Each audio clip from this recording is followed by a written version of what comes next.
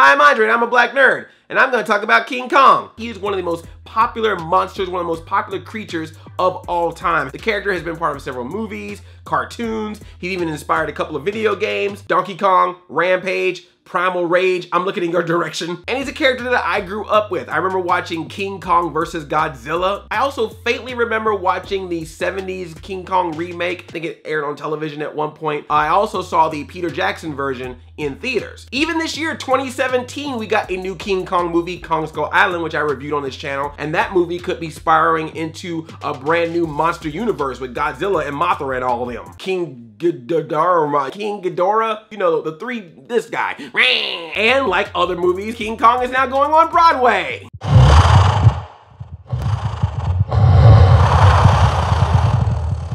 This video is sponsored by King Kong Alive on Broadway. It is a new Broadway show coming in 2018, but tickets are already on sale now. The original King Kong story will be updated, modernized, and adapted for theater with a new script by Jack Thorne, the playwright for Harry Potter and the Cursed Child. And it's going to feature a giant part robot, part puppet King Kong. Over 20 feet tall, and it's gonna be a combination of automation, infrared technology, and multiple human people moving it around, including a person doing the voice of Kong in real time. He's not gonna talk or anything, he's just gonna make the roar sounds. This show is apparently gonna be so massive that the director had to create a digital set and use VR technology to figure out where everything is going to be at before making the actual show.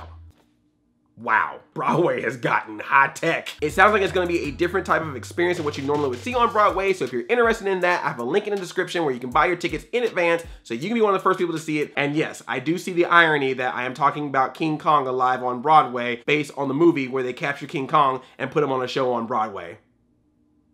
Art creates life and whatnot. But I have never actually watched the original 1933 King Kong, the one that started it all. Yes, I have seen some of the most iconic moments from the original King Kong movie, but I have never watched the 1933 movie from start to finish. You can actually rent it digitally, so I rented it, got it in HD, a black and white film from the 1930s in HD. Technology. I didn't think I was gonna enjoy it, because sometimes, you know, when you watch an older movie and you're like, I appreciate it as a classic, but am I a new age, new century, new millennial, whatever, gonna really appreciate some black and white film from the 30s? But I gotta say, man, there are some ways that King Kong 1933 works as a monster movie, as an action movie, that is kind of better than some of the movies we're even getting to this present day. King Kong is impressive. I mean, when you keep thinking that this movie came out as old as it did, the fact that you have this stop motion giant creature walking around fighting other monsters, because it's not just King Kong in this movie. You got giant Tyrannosaurus Rexes, you got giant lizard creatures, sea creatures, and they're all in this movie with stop motion animation. And then on top of that, you've got the lead characters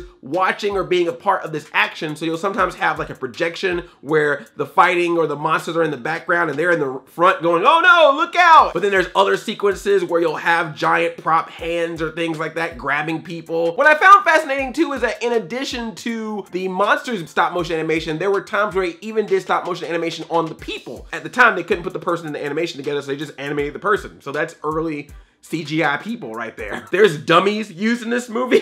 These guys are in the water and this creature comes out and he just comes down and grabs one, and they show like the creature coming down. They show a close up of the guy going, ah! And then there's just a cutaway shot of clearly a dummy being held in the mouth where he just goes, but yet, for some reason for me, it was still pretty exciting and fun. It takes a little bit of time to get to King Kong, about 50 minutes or so. But once he shows up, he's there. Like, he don't go away. And even when he does go away, he's usually like, hey, I'm gonna take a little 5-minute break. Giant monster beast, can you go take my place for a few minutes? I'm gonna come back and beat you up and kill you, but just for right now, we wanna give the people a show. If you think about some of the monster movies that we've had recently, they always have the monster come out, do that specific quintessential scene they can use in the trailers, and then it's back to the people. Whereas this one was like, Kong, Kong, Kong, Kong, other beast, Kong fighting other beasts, Kong, other beast, maybe a couple people talking, Kong, other beast, Kong grabbing woman, people trying to save woman, beast, beast, beast, Kong fight beast, people run away, Kong trying to bring him back, get back to the boat, Kong follows, capture Kong, take Kong to New York, Kong go up building, fire at Kong, Kong's dead, in the movie. What I'm basically trying to say is, for 2 hours of a King Kong movie, there's a lot of King Kong in King Kong. other movies take note. You know how in the later movie they try to make it like, oh, well, you know, we went to his island and that's why he's so mean, or, you know, he's actually a friend to us because he's gonna fight this other monster on our behalf. But 1933 King Kong is a straight up jerk. There is a scene that I know is supposed to be scary, but it cracked me up. These people are running across this giant log over a giant pit. Anyone that's not a main character in this movie is on this log, other than the ones that got eaten earlier by that sea thing with the dummies.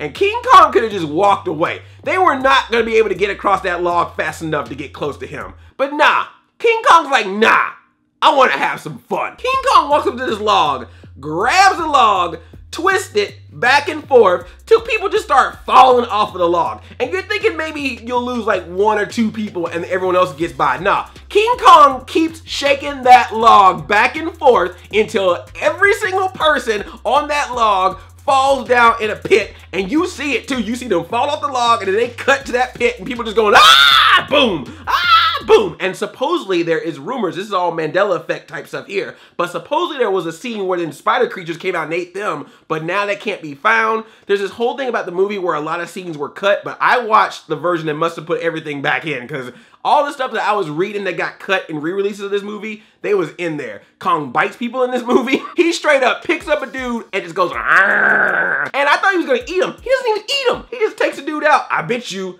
blam. He steps on people's heads. He even waited for this train to come by and just like beat up the railways, waited for the train to land, looked in the train, and then just started slamming down on the train, squishing it. People were like trying to take their little bodies out of the train. He climbs the building, right, when he's in New York, and he reaches into this bedroom. This woman is asleep, not even dealing with Kong. She just living her life, trying to take a nap. Kong reaches in, grabs this woman, looks at her, goes, you are not the white woman I was looking for. Drop! And just drops this woman onto the street, and they actually show it from above. Ah! See, they took that part out apparently in future cuts, but nah, I got the original Kong. I got receipts. You got exposed, Kong. And you know what, King Kong? I love you for every moment of it. Every time Kong hurt a person, I was all about it. Is that bad? Is that bad that with every death count, I was like, +1 for King Kong. Achievement unlocked, King Kong. It's just weird because I know when this movie came out, when people went to go see it, they probably were like, gasp, oh my gosh, this is so intense. And meanwhile, I'm watching this movie today just going, get him, Kong. That's probably how it would have been in 1933. Of course, I probably wouldn't have been allowed in the theater at that time. But other than that, speaking of which, you know, you can't help but to watch King Kong and not think of some allegories, some metaphors to, you know, racism, slavery, interracial relationships. I'm just kidding. Those are absolutely ridiculous thoughts. I'm just talking about a movie where a bunch of white people get on a boat and they travel to a distant island where a bunch of black natives live, and they put out a white woman and he's all like, white woman, grab. And then when they were just about to leave, one of the white dudes was like, nah, let's capture this thing and bring him back with us. Put him in chains, put him on a boat, take him back to New York, put him on a giant stage on display for all the other white people in New York to see. And then the black beast gets away and steals a white woman. So they shoot at him and they kill him. So that way the white woman is with the white dude that she's supposedly supposed to be with. You interpret it the way you wish to interpret it. That's what makes filmmaking magic. There's this character in there called Denham. That's what kind of initiates this whole thing, because he's this movie maker and he wants to make great pictures. So he wants to go to this island because he's heard of this legend of these beasts there, and he wants to get a good movie, and of course needs a leading lady, which is why he brings this woman Anne into the fray. Brings Fay Ray into the fray, and he is that quintessential, listen up kid, I'm gonna get you in the pictures, it's gonna be the big show. And I like, oh my gosh, that stereotypical Hollywood guy that I've heard that impression of so much.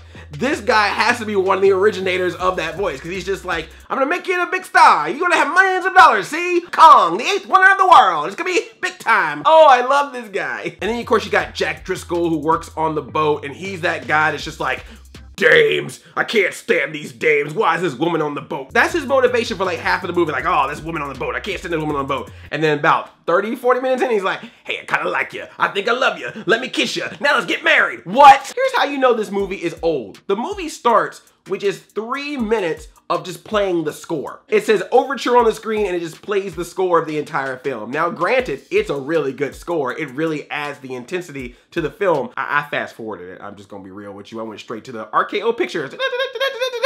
But cute, reminding me of the past.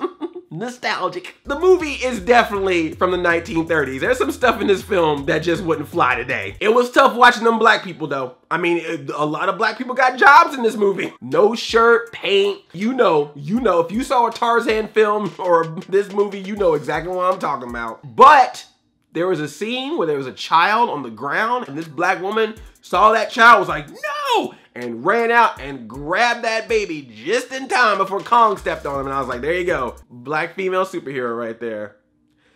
Hey man, it's the 1930s. I'll take what I can get, okay? I'm sorry. Although it was very interesting that at one point when Kong was about to just attack everybody worked together to try to keep that door closed before he got in. And I was like, oh, there's a little moment here where all the people, no matter what their background, work together to not be killed by King Kong.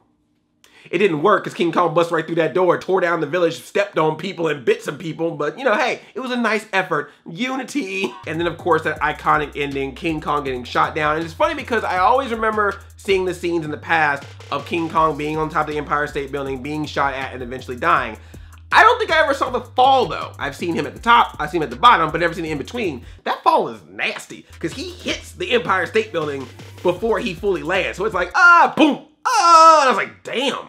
That's gotta hurt. And then of course that iconic line, it wasn't the airplanes, it was beauty killed the beast. Bam, bam, bam, bam, bam, bam, bam, bam. Yeah, dude, I'm serious. I had fun with this movie. I did not think I would like it as much as I would. I guess I'm a sucker for monster action films. This is a B movie of today that was a iconic movie of its past because of what it was able to do at the time. And I think that's kind of interesting in a way. And you get mad about today when a movie gets popular, they immediately go, we got to make a sequel to it. Dude, they made a sequel to King Kong literally months after the first one came out. Son of Kong, even back in the 30s, they were doing that nonsense. Something's popular, do it again. Thank you so much for watching me talk about this old movie, but having fun with it in present day. If there are any other movies that you want me to go back and watch the original and see what it's all about, I would love to do that. I enjoy doing that. I love seeing things I've never seen before. My TV just went off. But yes, if you have any movie suggestions, let me know. And if you are new to this channel, please subscribe. I love you like a play cousin. I'm Audi 5000, chain chomp, yelp.